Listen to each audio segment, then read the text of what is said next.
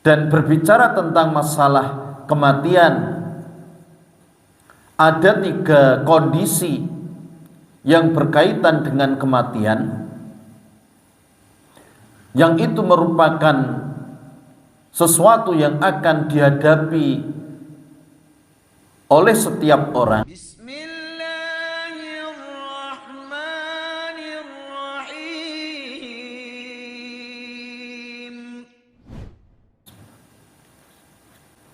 Assalamualaikum warahmatullahi wabarakatuh. Innal hamdalillah wassalatu wassalamu ala Rasulillah wa ala alihi wa ashabihi wa man tabi'ahum bi ihsanin ila yaumil qiyamah. Allahumma shalli ala Muhammad wa ala ali Muhammad kama shallaita ala Ibrahim wa ala ali Ibrahim fil alamin innaka Hamidum Majid. Alhamdulillah, Bapak-bapak, ibu-ibu, jamaah salat subuh yang mudah-mudahan dirahmati oleh Allah SWT. Alhamdulillah, pada kesempatan pagi hari ini dengan izin Allah Subhanahu wa Ta'ala, kita bisa berkumpul, bermajlis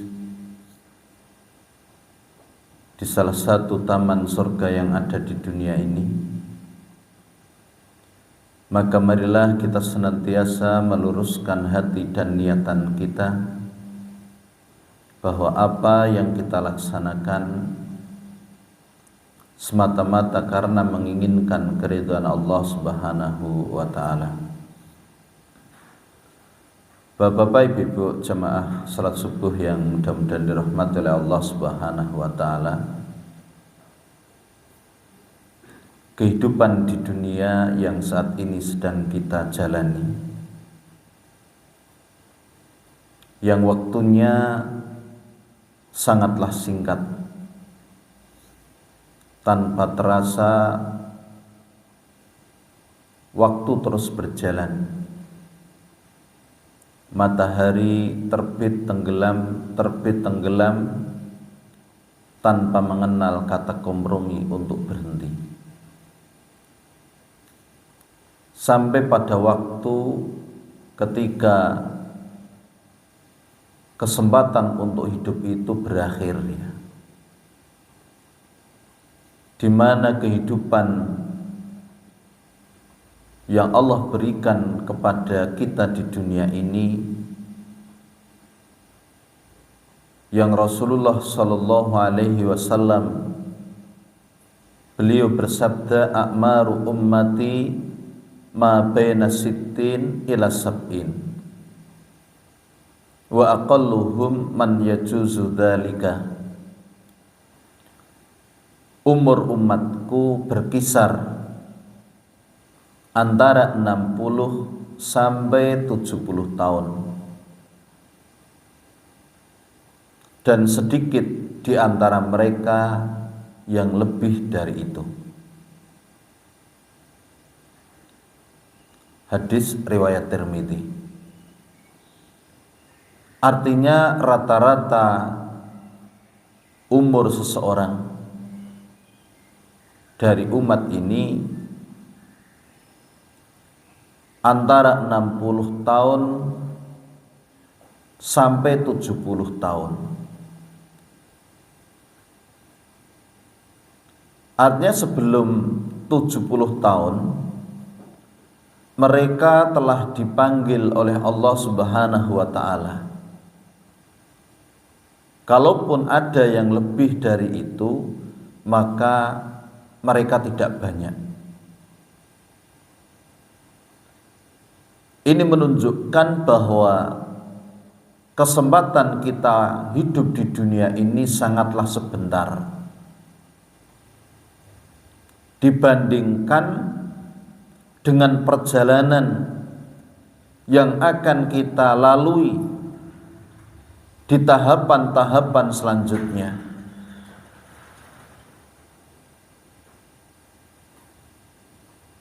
Kita tahu di padang mahsyar saja Allah Subhanahu wa taala berfirman, ta'rujul malaikatu warruhu ilaihi fi yaumin kana miqdaruhu khamsina alfasanah. Malaikat-malaikat dan Jibril naik menghadap kepada Tuhan dalam sehari yang kadarnya 50.000 tahun. Jadi di padang mahsyar satu hari itu nanti sebanding dengan 50.000 tahun. Maka umur kita di dunia merupakan satu waktu yang sangat pendek, satu waktu yang sangat sebentar ketika dibandingkan dengan kehidupan-kehidupan setelahnya.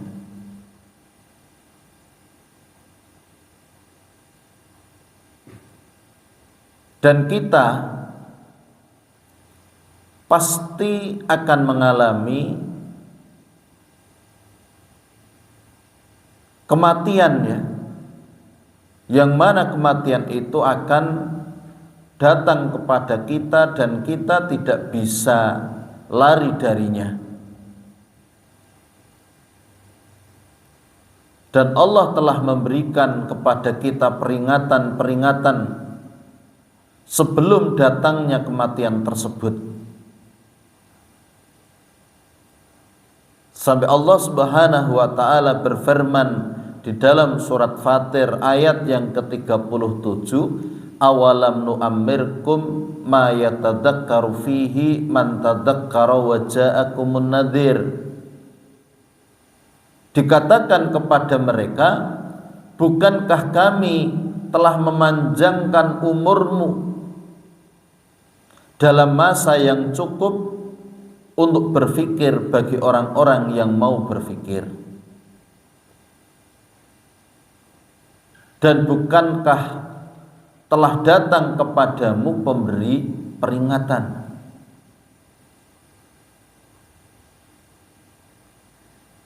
Waja'akumun nadhir. Dan Imam Al-Bukhari ketika beliau menafsirkan tentang An-Nadhir, pemberi peringatan, maka yang dimaksud di situ adalah syaib. Syaib itu uban, rambut putih yang tumbuh di kepala. Sehingga ketika sudah mulai tumbuh rambut putih di atas kepala kita, maka itu merupakan peringatan dari Allah Subhanahu wa taala agar kita serius di dalam beramal, serius di dalam mencari bekal-bekal untuk menghadapi kematian yang sebentar lagi akan tiba.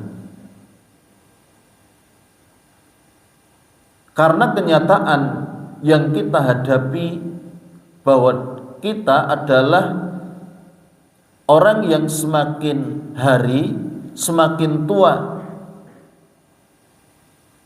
Kita merasakan tubuh kita yang semakin berkurang kekuatannya. Kita merasakan bagaimana keadaan kita yang semakin hari semakin melemah. Baik penglihatan, pendengaran, ataupun kekuatan fisik itu kita rasakan bagaimana semakin hari semakin berkurang. Dan ini merupakan bagian dari rahmat Allah Subhanahu wa taala. Bagian dari kasih sayang Allah Subhanahu wa taala. Karena dengan diberikannya keadaan yang kita tidak kuat terus-menerus, kita tidak sehat terus-menerus, itu agar kita sadar, agar kita tidak sombong, agar kita tidak takabur, Karena akhirnya kita pun akan kembali kepada keadaan sebagaimana kita dulu datang ke dunia ini. Kita akan kembali menjadi lemah ya, sampai akhirnya kembali ke titik nol, kemudian meninggal dunia. Kita akan meninggalkan kehidupan ini, dan kita tidak bisa menolak terhadap kenyataan semacam ini. Aina ma takunu yudrikumul maut walau kuntum fi burujim musyayyadah. Di mana saja kamu berada, maka kematian akan mendapatkan kamu, kendati pun kamu berada di dalam benteng yang tinggi lagi kokoh. Di dalam surat An-Nisa ayat yang ke-78. Kemudian di surat Al-Jum'ah ayat yang ke-8, qul innal mautal ladzi tafirruna minhu fa innahu mulaqikum summa turadduna ila alimil ghaibi wa syahadati fayunabbiukum bima kuntum ta'malun. Katakanlah, sesungguhnya kematian yang kamu lari daripadanya, maka sesungguhnya kematian itu akan menemui kamu. Kemudian kamu akan dikembalikan kepada Allah, zat yang mengetahui yang gaib dan yang nyata. Lalu dia beritakan kepadamu apa yang telah kamu kerjakan. Sehingga bapak-bapak, ibu-ibu jamaah salat subuh yang mudah-mudahan dirahmati oleh Allah Subhanahu wa taala, bagaimana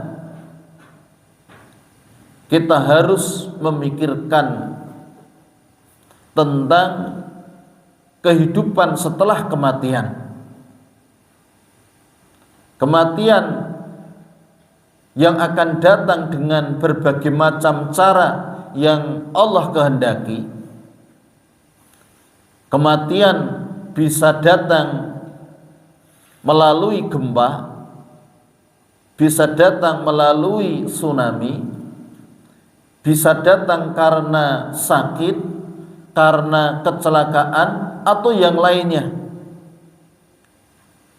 Dan kematian itu akan datang tanpa memberikan berita ya, kapan kematian itu akan tiba, kapan kematian itu akan datang. Maka bagaimana kita senantiasa bersiap-siap untuk menghadapinya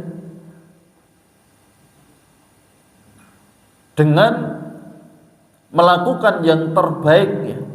Sehingga ketika Ibnu Umar radhiyallahu anhuma, beliau berkata, kuntu jalisan ma'a Rasulillah sallallahu alaihi wasallam, saya pernah duduk-duduk bersama Rasulullah sallallahu alaihi wasallam. Faja'a rajulun minal ansar, kemudian datanglah seorang laki-laki dari kaum Ansar. Fasalima ala nabi, kemudian dia mengucapkan salam kepada Nabi. Faqal, kemudian dia berkata, ya Rasulullah, ayyul mu'minina afdal, wahai Rasulullah, orang mukmin seperti apa yang paling baik? Qala, Rasulullah pun menjawab, ahsanuhum khuluqan, yaitu orang mukmin yang paling baik akhlaknya. Dia pun bertanya lagi, ayul mu'minina aqyas, lantas orang mukmin seperti apa yang paling cerdas? Qala, Rasulullah pun menjawab, aksaruhum lil mauti dzikran wa asanuhum lima ba'dal mauti istidadan, ulaikal aqyas, yaitu orang mukmin yang paling banyak mengingat kematian dan yang paling baik melakukan persiapan untuk menghadapi kematian. Mereka itulah orang mukmin yang cerdas.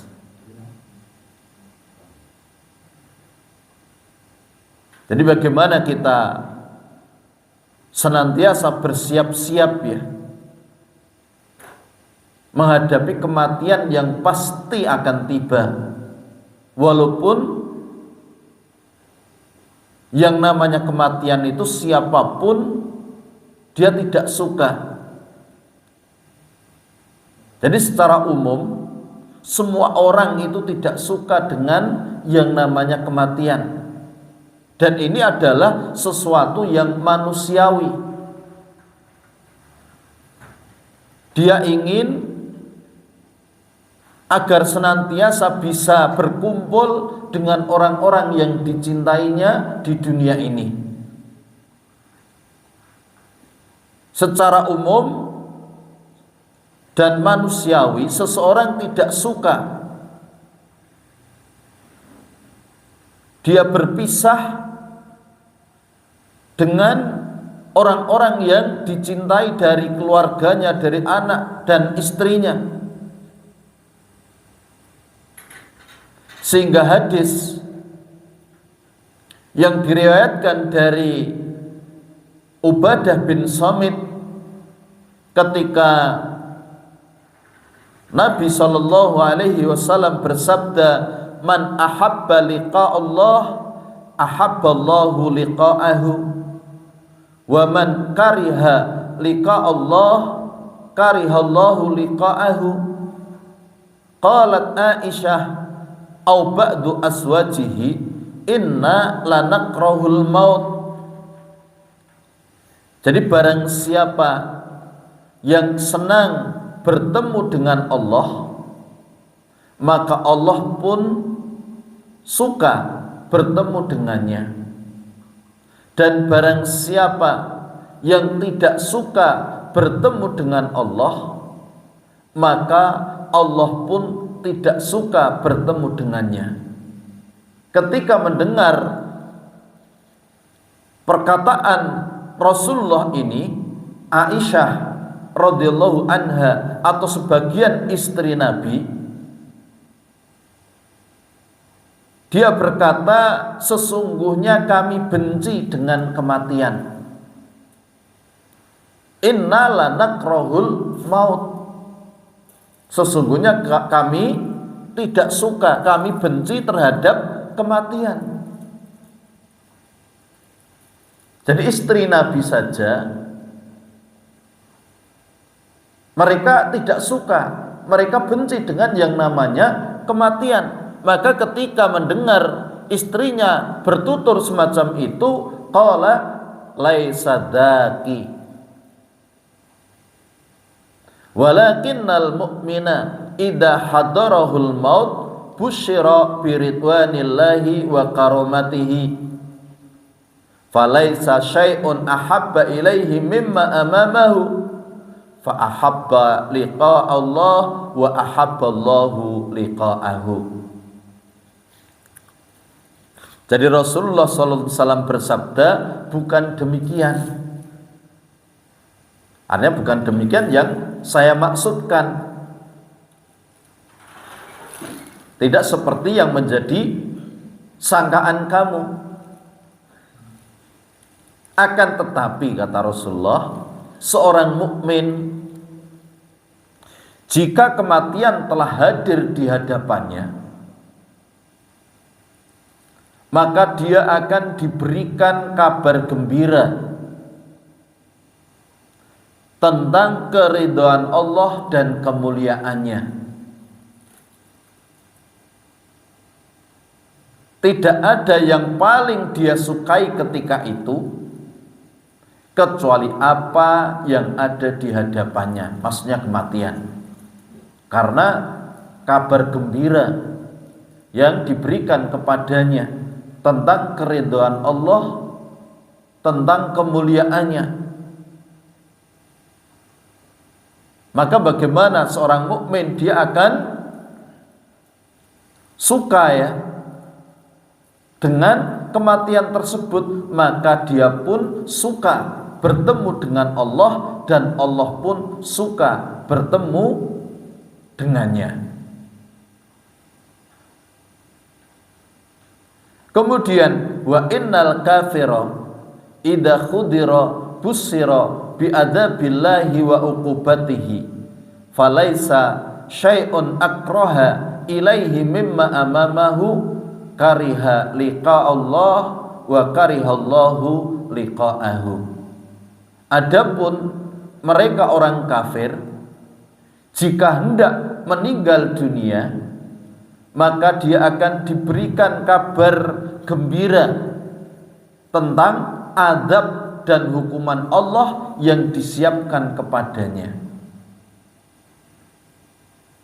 Maka tidak ada sesuatu pun yang lebih dia benci daripada apa yang ada di hadapannya, yaitu berupa kematian. Maka dia pun benci untuk bertemu dengan Allah, dan Allah pun benci bertemu dengannya.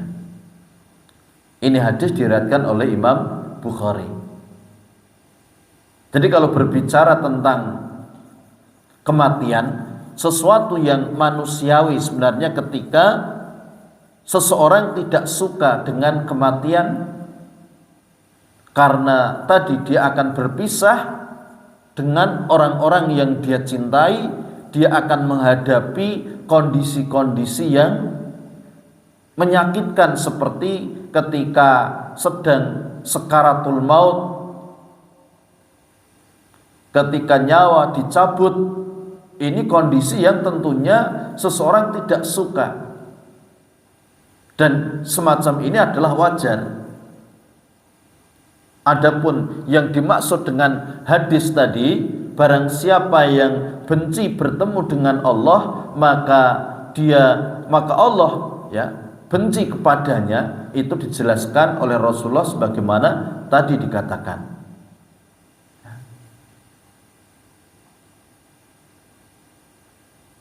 Dan berbicara tentang masalah kematian, ada 3 kondisi yang berkaitan dengan kematian, yang itu merupakan sesuatu yang akan dihadapi oleh setiap orang. Yang pertama yaitu berupa kepayahan atau rasa berat yang dia alami menjelang kematian, yang itu disebut dengan sekaratul maut. Di mana sekaratul maut ini akan dialami oleh semua manusia, baik dia orang beriman maupun tidak, semuanya akan mengalaminya. Adapun tentang keras atau tidaknya sekaratul maut, itu tidak menunjukkan baik buruknya seseorang. Karena sekaratul maut ini nanti seperti rasa sakit yang menimpa kepada seseorang. Ketika itu dihadapi dengan penuh kesabaran, maka akan menjadi penggugur terhadap dosa-dosa dan mengangkat derajat orang tersebut. Dan berbicara tentang sekaratul maut, maka kita perlu ketahui bahwa Nabi Sallallahu Alaihi Wasallam, beliau pun merasakan bagaimana sakitnya sekaratul maut. Bagaimana sakitnya sekaratul maut, sehingga bagaimana beliau ketika dalam kondisi setengah sadar dikarenakan rasa sakit yang beliau rasakan menjelang kematiannya, sebagaimana nanti disebutkan di dalam satu hadis, di mana beliau merasakan panas, demam yang sangat tinggi, sebagaimana diriwayatkan oleh Abdullah bin Mas'ud radhiyallahu an, dia berkata, dakhaltu ala Rasulillah sallallahu alaihi wasallam wa huwa yu'aku, faqultu ya Rasulullah innaka la tu'aku wa'kan syadidan, qala ajal inni u'aku kama yu'aku rajulani minkum, Jadi kata Abdullah bin Mas'ud, aku masuk menemui Rasulullah Sallallahu Alaihi Wasallam dalam keadaan beliau demam, ya, panas yang sangat tinggi. Lalu aku berkata, wahai Rasulullah, sungguh engkau mengalami demam yang sangat berat. Maka beliau menjawab, benar. Sesungguhnya aku mengalami demam sebagaimana demam yang dialami oleh 2 orang dari kalian. Jadi bagaimana sakit yang diderita oleh Rasulullah menjelang kematiannya. Beliau seorang nabi, orang yang paling mulia, orang yang paling baik. Itu pun beliau merasakan sakitnya ketika sakaratul maut. Sampai badan beliau panas, demam, ya. Yang rasa panas itu sampai dirasakan di luar selimut yang beliau kenakan. Sehingga karena panasnya, sebagaimana diriwayatkan dari Aisyah radhiyallahu anha, dia berkata, inna Rasulullah sallallahu alaihi wasallam kana baina yadayhi raqwatun faja'ala yudkhilu yadayhi fil ma' fayamsahu bihima wajahu wa yaqulu la ilaha illallah inna lil mauti sakarat. Summa nasaba yadahu faja'ala yaqulu fir rafiqil a'la. Sesungguhnya, kata Aisyah, di hadapan Rasulullah ada bejana kecil berisi air.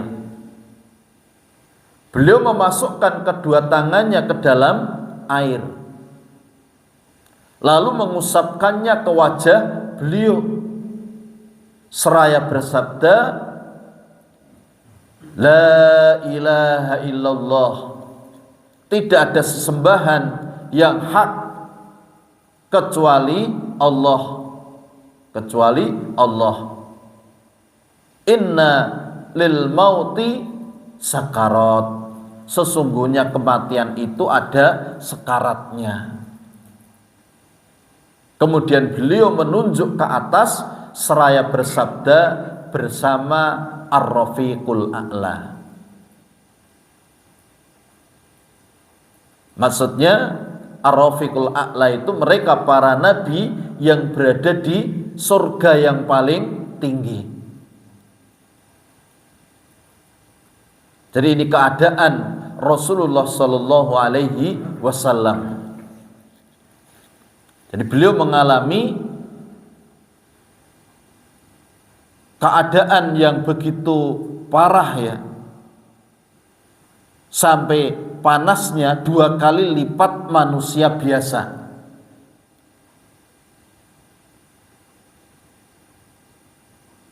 Kemudian beliau mengatakan innalil mauti syakarat, tadi itu sungguhnya kematian itu ada sekaratnya. Jadi beliau mengalami sakitnya sakaratul maut, tetapi bagaimana beliau bersabar menghadapi hal itu.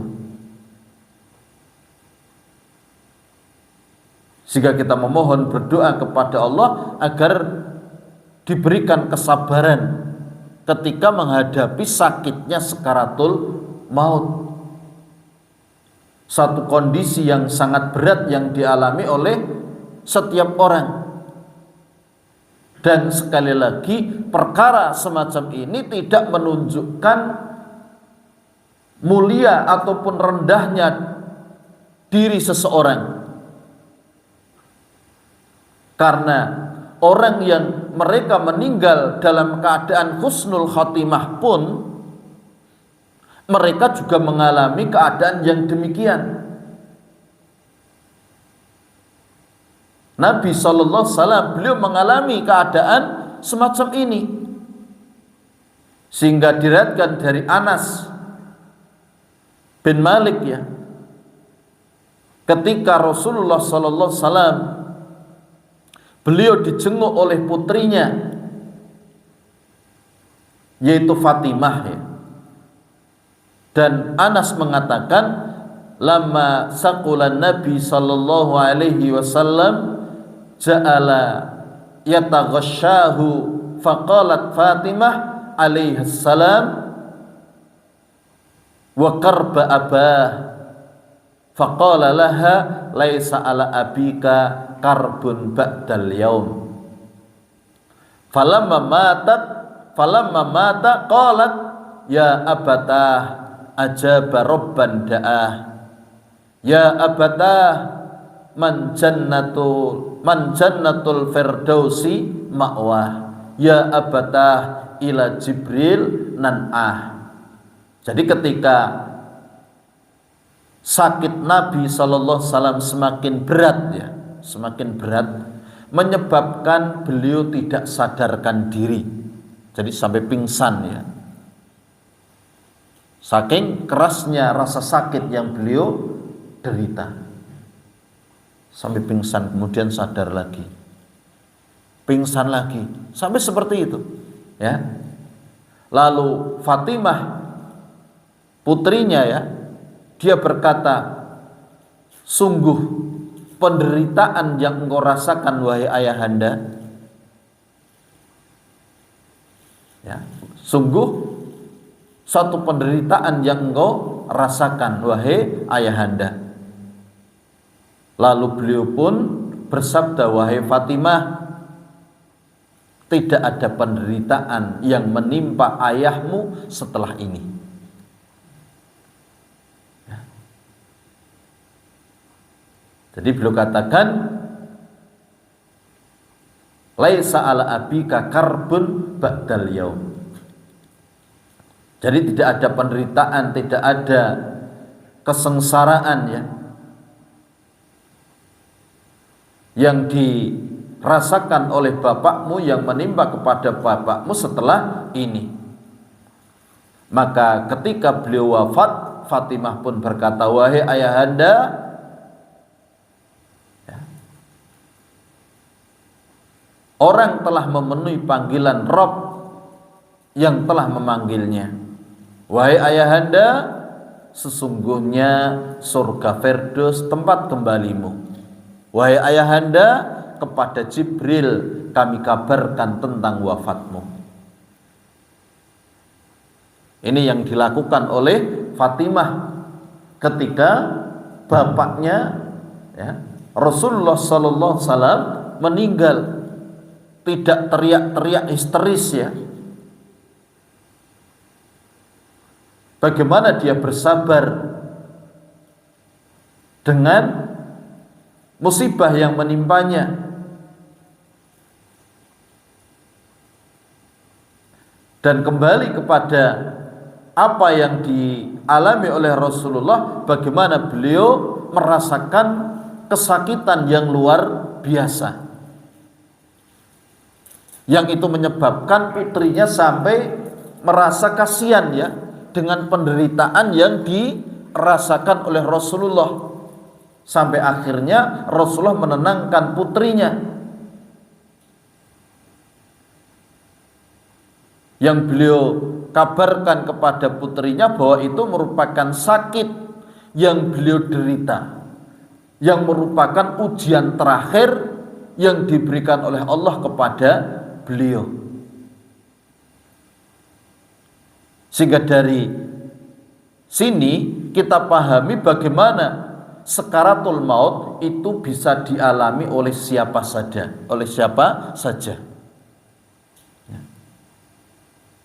Jadi sakitnya sakaratul maut itu tidak menunjukkan dia ini orang buruk atau orang baik, tidak. Karena sakaratul maut itu sebagaimana rasa sakit yang akan ataupun yang dialami oleh seseorang. Bahkan orang yang paling baik itu pun masih merasakan sakitnya sakaratul maut tadi, bahkan lebih sakit daripada manusia biasa. Maka ketika Rasulullah pernah bersabda, asaddun nasi bala'an al-anbiya summa salihun, summal amsal fal amsal. Orang yang paling berat ujiannya itu adalah para nabi. Kemudian orang-orang soleh, kemudian orang yang semisal dengan mereka, lalu orang yang semisal dengan mereka. Jadi sekaratul maut itu seperti musibah sakit pada umumnya. Dan terkadang ada seseorang itu yang diberikan ujian yang berat. Dan terkadang ada orang yang diberikan ujian yang ringan. Nah, sekaratul maut itu salah satunya. Dan Allah lebih mengetahui mana yang terbaik untuk hambanya. Apakah dia itu diberikan ujian yang berat atau yang ringan, Allah lebih tahu. Adapun Nabi sallallahu alaihi wasallam, bagaimana beliau memilih untuk mendapatkan ujian yang berat, ya termasuk ketika sekaratul maut ini, sampai beliau merasakan sakit yang berlipat dibandingkan dengan orang biasa. Dan kita tahu, tadi kita sudah sampaikan bahwa sakitnya seseorang ketika sekaratul maut itu akan mengangkat derajat orang tersebut, akan mengurangi atau menghapus dosa-dosa orang tersebut. Sehingga kalau umat Rasulullah SAW, mereka pun mengalami sakitnya saat-saat sekaratul maut, sekali lagi ini bukan pertanda buruk, ini pertanda baik. Maka bagaimana dihadapi dengan penuh kesabaran. Sehingga bagaimana Nabi berusaha menenangkan putrinya Fatimah ketika dia khawatir dengan apa yang diderita oleh bapaknya tadi. Ini yang pertama yang akan dihadapi oleh seseorang, yaitu tentang sekaratul maut, yang itu sama sekali bukan pertanda baik ataupun buruknya seseorang. Kemudian peristiwa yang kedua, yaitu ketika terjadi proses pencabutan nyawa dari jasad. Proses pencabutan nyawa dari jasad ini yang disebut dengan ihtidhar. Dan ihtidhar ini atau pencabutan nyawa dari jasad ini adalah kondisi yang gaib, yang tidak diketahui hakikatnya. Kenapa? Karena yang mencabut itu adalah malaikat maut, yang dicabut juga roh, yang itu juga gaib, yang tidak bisa dilihat. Nah, ihtidhar ini nanti yang orang mukmin, orang-orang beriman itu akan dimudahkan. Yang orang beriman itu nanti akan dimudahkan, sebagaimana nanti dalam hadis Barok bin Azib, bagaimana kondisi orang beriman ketika roh dicabut itu, dan bagaimana kondisi orang kafir ketika roh mereka dicabut.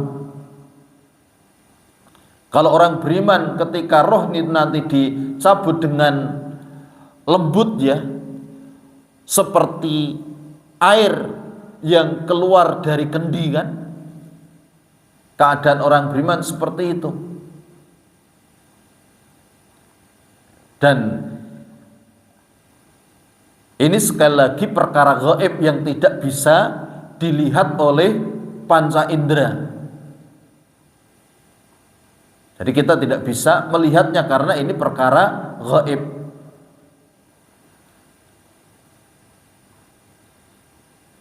Jadi bagaimana nanti roh itu terlepas dari jasad, di mana dalam kondisi semacam itu nanti seseorang tidak akan lepas dari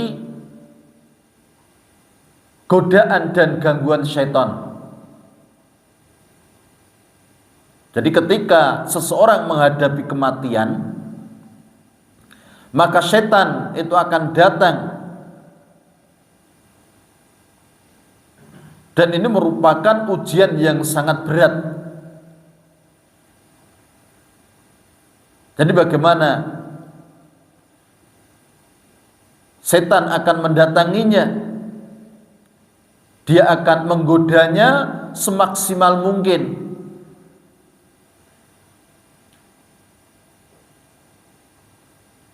Karena ini merupakan kesempatan terakhir bagi setan untuk mencelakakan manusia, khususnya orang-orang beriman.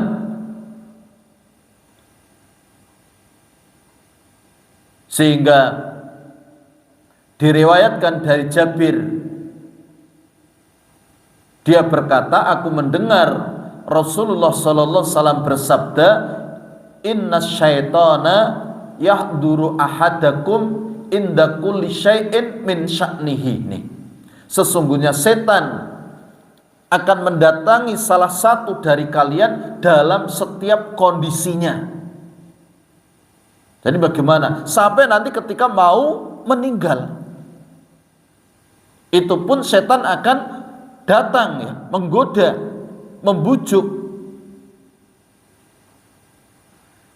Hatta yahduru inda ta'amihi, sampai setan itu akan datang kepadanya ketika dia sedang makan. Fa idza saqatat min ahadikumul luqmah, ya, maka apabila ada makanan yang jatuh dari kalian, ada yang jatuh gitu maksudnya, fal yumit maka nabiha min ada, maka hendaknya dia mengambilnya dan membersihkan kotorannya. Summa liyakulha, kemudian hendaknya dia memakannya. Wala yada'ha lisyaiton, janganlah dia membiarkannya untuk setan gitu loh. Artinya makanan itu enggak dimakan, padahal itu bisa dibersihkan, kotorannya dibuang kemudian dimakan.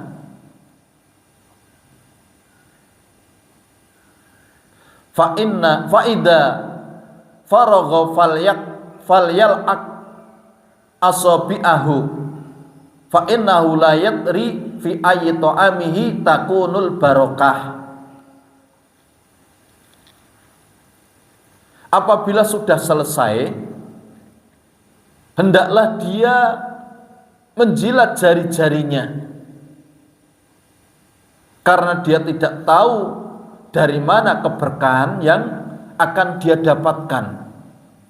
Maka nanti diantara adab ketika makan itu setelah selesai, hatta yal'aqaha aw yul'iqaha. Di dalam hadis Bulughul Maram, ya, di Kitabul Jami' nanti dijelaskan tentang bagaimana diantara adab ketika makan itu, ketika sudah selesai, ya, itu hendaknya dia menjilati atau dijilatkan. Karena dia tidak mengetahui di mana keberkahan itu ada di makanan tersebut. Mungkin di sisa-sisa yang tertinggal di jari-jarinya. Walaupun orang mungkin bilang, ini kok Islam menjijikkan gitu ya, sampai seperti itu. Padahal sebenarnya tidaklah menjijikkan, karena ini dilakukan setelah selesai makan, bukan di pertengahan makan. Ya. Jadi ketika makan itu sudah selesai.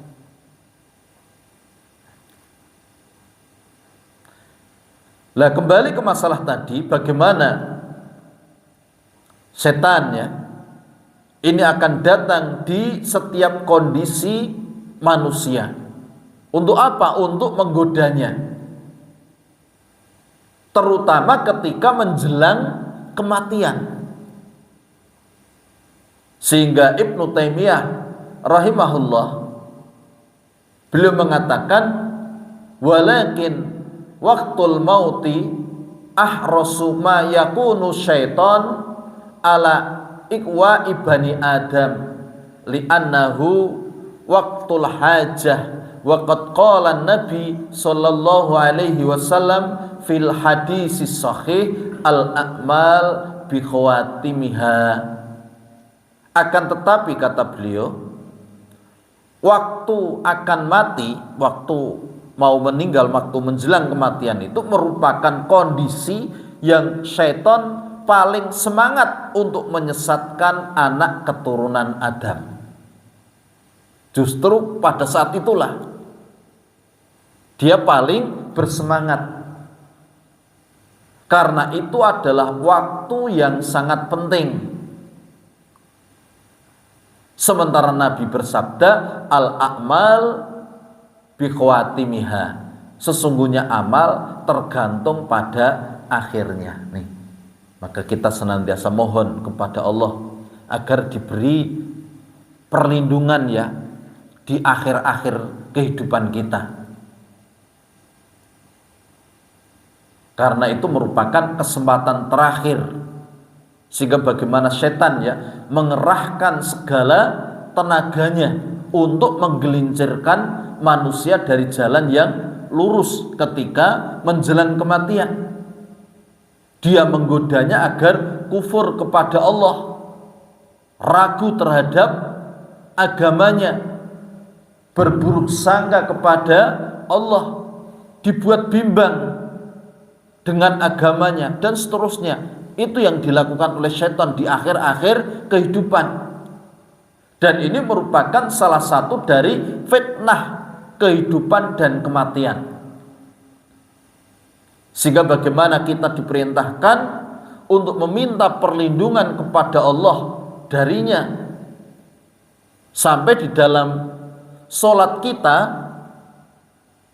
di akhir sholat, di penghujung sholat, setelah tasyahud sebelum salam, itu hendaknya kita berdoa, Allahumma inni a'udzubika min adzabi jahannam wa min adzabil qabri wa min fitnatil mahya wal mamat wa min syarri fitnati masihid dajjal.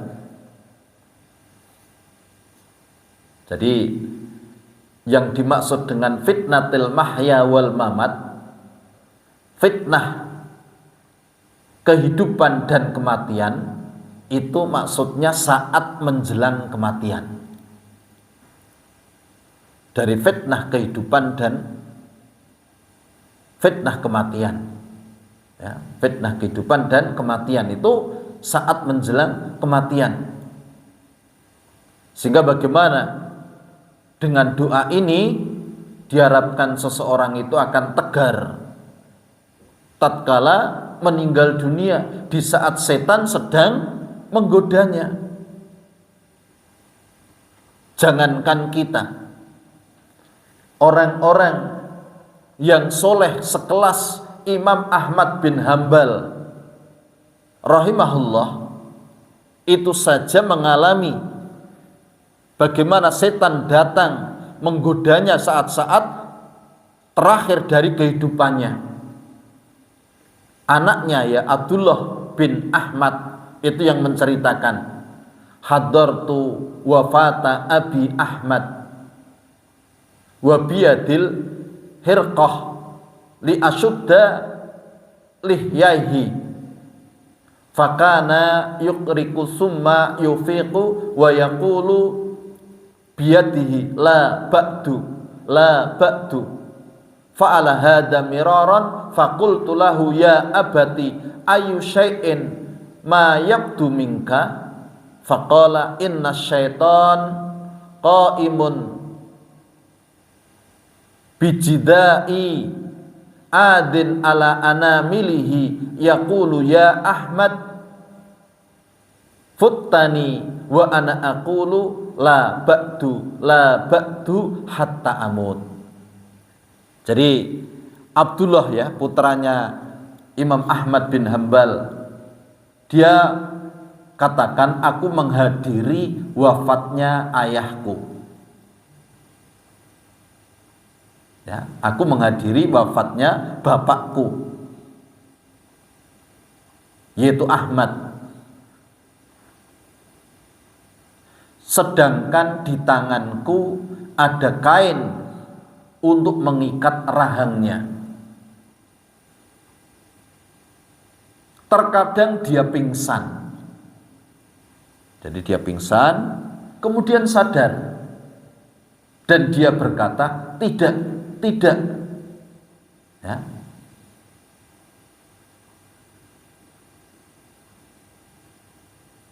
Dan dia katakan, la ba'du. Tidak setelah ini. Itu beliau lakukan berkali-kali. Lantas aku pun bertanya kepadanya, wahai ayahku, apa yang terjadi denganmu? Aku mengira kamu sudah wafat gitu. Ada apa dengan dirimu? Maka dia menjawab, sesungguhnya setan sedang berdiri di sisiku, berada di hadapanku sambil menggigit jari jemarinya. Seakan-akan dia dalam keadaan putus asa. Sambil dia berkata, wahai Ahmad, engkau telah lolos dariku. Aku kalah gitu loh. Bagaimana ini? Ini Masya Allah ya. Kalau tidak karena keikhlasan, karena kewaspadaan orang berilmu, ketika setan datang sambil gigit jari mengaku kalah. Ya. Mengaku kalah. Dia gigit jari sambil mengatakan, aku kalah melawan kamu. Kamu telah lolos dari bujuk rayuku. Aku berkata tidak. Belum gitu maksudnya. Aku belum menang. Aku belum lulus dari godaan kamu sampai aku meninggal dunia. Nih, ini padahal di penghujung akhir bagaimana Imam Ahmad masih digoda oleh setan dengan satu godaan yang sangat halus. Dia ngaku kalah. Orang yang mungkin tidak waspada, oh ya saya gitu lah, kamu gak akan menang melawan saya, mungkin akan sombong. Tapi bagaimana Imam Ahmad katakan, aku belum menang melawan kamu sampai aku mati. Ya, sampai aku mati. Ini menunjukkan bagaimana setan menginginkan Imam Ahmad itu terjerumus di dalam sifat ujub. Ya. Bangga dengan ilmunya, bangga dengan kesolehannya. Dan ini musibah. Ya. Jadi orang yang berilmu saja, orang yang soleh saja, itu enggak lepas dari godaan syaitan. Maka kita jangan merasa diri kita aman. Orang sekelas Imam Ahmad, beliau tidak terlepas dari godaan setan. Setan menginginkan dalam kondisi semacam itu Imam Ahmad sombong, ya ujub, bangga, karena merasa dirinya telah mampu mengalahkan setan. Setan dia datang dalam keadaan bertekuk lutut ya, membawa bendera putih, saya kalah gitu ya. Padahal dia melakukan seperti itu, mengatakan seperti itu justru untuk menjatuhkan keimanan seseorang. Orang yang tidak waspada, dia merasa diangkat, merasa dipuji-puji ya, kemudian dikatakan bahwa dirinya kuat gitu ya, dirinya hebat. Bagaimana sekelas Imam Ahmad masih ingin digelincirkan oleh setan? Akan tetapi bagaimana Imam Ahmad, beliau seorang ulama yang luar biasa ya, beliau cerdas, sehingga bagaimana dia menolak godaan setan tersebut gitu ya. Ini satu hal yang perlu kita pahami, dan sekali lagi kita senantiasa memohon kepada Allah agar dilindungi dari godaan-godaan semacam ini sampai ketika saat-saat terakhir dari kehidupan kita. Nah, karena ini kondisi yang sangat menentukan nanti. Al-a'mal bi khawatimiha, amal itu tergantung di akhirnya. Sehingga dalam hadis ada orang-orang yang dia melakukan amalan-amalan ahli surga ya, tapi di akhirnya, di penghujungnya justru ditutup dengan amalan-amalan ahli neraka. Ini yang kita takut, maka kita senantiasa minta, berdoa kepada Allah Subhanahu wa ta'ala. Ini keadaan mereka, orang-orang yang mau meninggal. Ketika nanti roh dicabut itu saja, bagaimana setan tetap akan menggelincirkannya, karena ini kesempatan terakhir ya, kesempatan terakhir. Justru di saat itulah mereka akan mengerahkan segala kemampuannya. Maka sekali lagi kita senantiasa meminta perlindungan kepada Allah Subhanahu wa ta'ala. Mungkin ini yang bisa kita sampaikan, mudah-mudahan bermanfaat. Kalau ada salah khilafnya, saya istighfar kepada Allah, mohon maaf, dan insya Allah kita akan lanjutkan pada kesempatan-kesempatan yang akan datang. Aqulu qouli hadza wa astaghfirullah li wa lakum wa lisairil muslimina min kulli dhanbin innahu huwal ghafurur rahim. Mari kita tutup majelis kita pada pagi hari ini dengan doa kafaratul majelis. Subhanaka Allahumma wa bihamdika asyhadu an la ilaha illa anta astaghfiruka wa atubu ilaik. Wassalamualaikum warahmatullahi wabarakatuh.